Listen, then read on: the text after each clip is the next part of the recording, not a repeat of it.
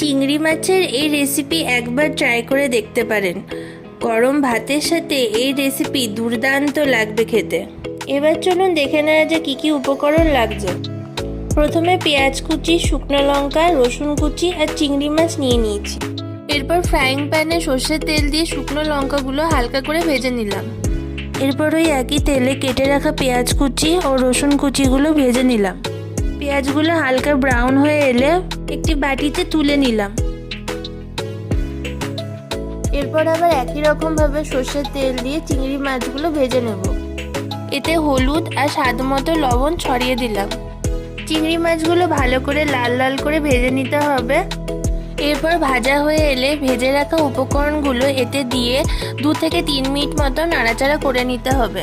এরপর ভেজে রাখা উপকরণগুলো শিলনোড়ায় অথবা মিক্সচার গ্রাইন্ডারে ভালোভাবে বেটে নিতে হবে। খুব বেশি মিহি করে বাটার দরকার নেই। টেক্সচারটা এরকম হয়ে এলে কিছুটা সর্ষের তেল অ্যাড করে ভালো করে মাখিয়ে নিন।